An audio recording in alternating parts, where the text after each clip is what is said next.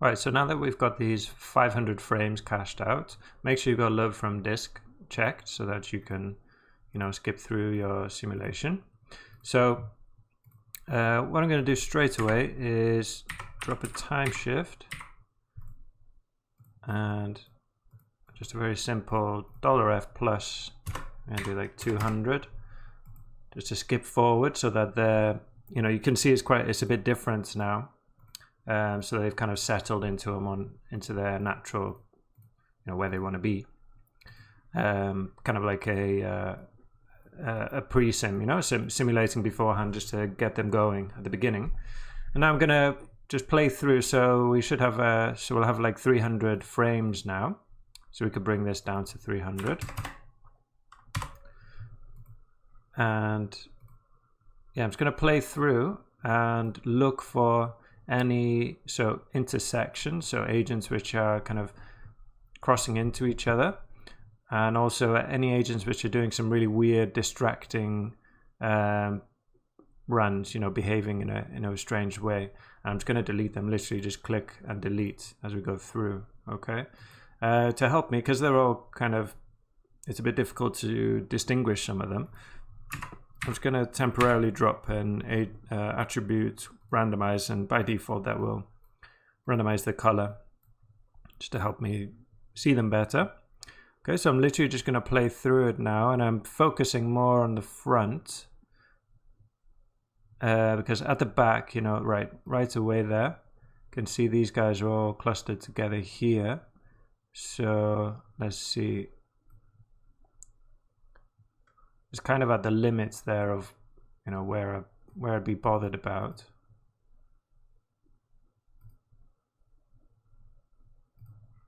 Kind of, yeah, 4 of them. So I'm just going to delete a couple of these actually. This guy, and the one behind. Just get rid of them. Okay, take a look around elsewhere. Maybe here. The yellow one there. It tends to be the faster running agents, which could be causing problems. I don't know why it won't let me select it. Come on. A weird bug. When I click, can't select it for some reason. Come on.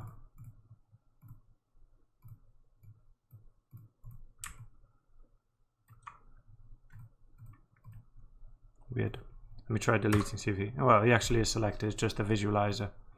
Anyway, so let's keep going. Yeah, it tends to be the faster running agents which cause problems.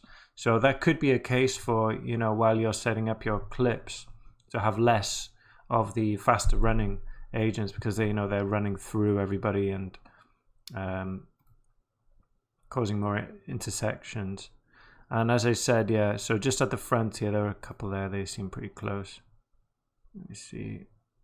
I think it's okay. No, I better delete this guy as well. Yeah, so at the back, they're going to be out of focus, and they're so small, you're not really going to notice anyway. So, I'm not too worried about them. Here.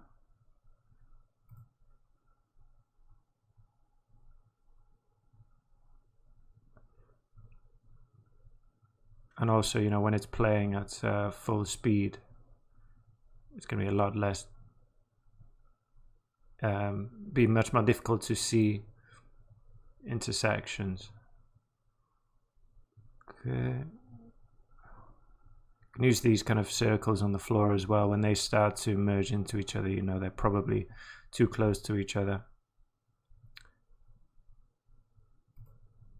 This would be a case for some kind of simple, if there was more, it's not too long and too problematic just to go through and do it by hand, but it could be could come up with some kind of X function to some kind of probably be a point cloud to see which points come close to each other.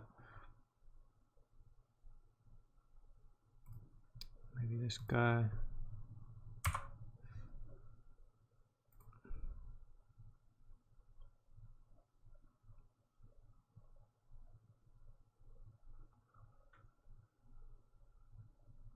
Doesn't look too bad now. I'm just watching these here. Oh, yeah, seems to be one up there. Again, this is kind of at the limit of where I'm bothered because they're so, as I said, they're so close together. It's kind of strange that it's not showing me. Sometimes when you select, you see it doesn't stay selected, but it actually is, I suppose. A strange bug. Never mind.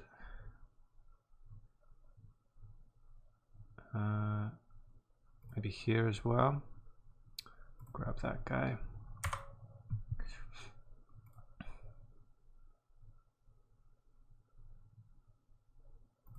Here.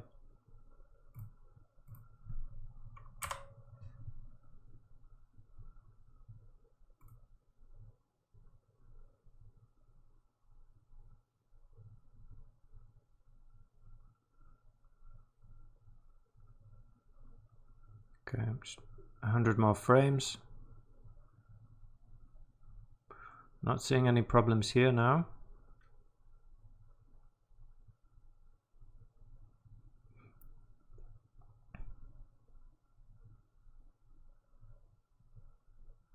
There we go. Where are we? 250. Almost done.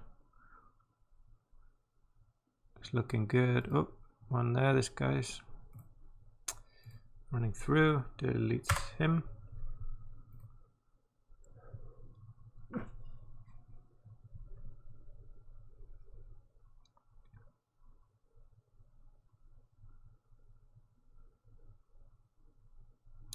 Almost done. There we go. Okay, so maybe we'll just run a quick flipbook of that as well, just to see if anything else stands out and looks weird. So I'll just run that quickly and then we'll continue from there. Okay, flipbook is done. Let's take a look. I'm gonna go to full screen, play through. I'm just kind of scanning over. Again, focusing on the front. Whoa. Okay, there was one guy running completely in the wrong direction somehow. So I'll probably delete him. It is pretty funny, but I don't know where. It's kind of rebel. But then at the front, I'm surprised we managed to miss him earlier on. I'm not seeing anything else as too bad. No, it seems okay. We probably will still have some intersections, but as I said, once we've got motion blur, different textures on everybody, shadows, you know, this is the best case scenario for spotting intersections because, you know, everybody is a solid color on a black background. Once, you know, got a lot more going on, it's going to be a lot harder to see. So you don't need to worry about it too much. Let's see. Maybe here, I'm just seeing they're getting quite close together.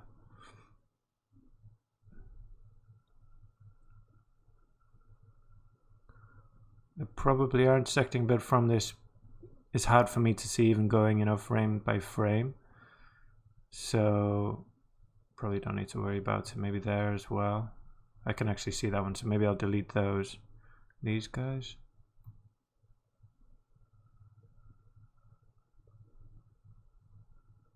Right, I'll just delete these two and then the guy, and the guy running the wrong direction. So that's, I just want to check the frame 47, they're together over here. And then the guy running in the wrong direction here. Let's see, frame 150, he's there. Okay, so 47, I think I said. These two. So delete. The guy running quickly is probably best to delete. And then 150, this guy sprinting in the wrong direction, the rebel. Get him. Great. Okay, so we've deleted a few agents there, but you know, there's 1, 2, 3, 4, 5, 6, 7, 8, 9, maybe 2 in a couple of them. So you know, out of what do we have? 2,000 is not too much. So if you are, in our case, we've got textures for our agents, which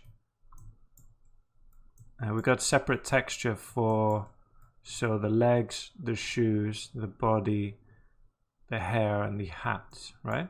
And then each of those textures, they're either, mostly there are 3 possibilities for each of those textures, or 3 variations, right?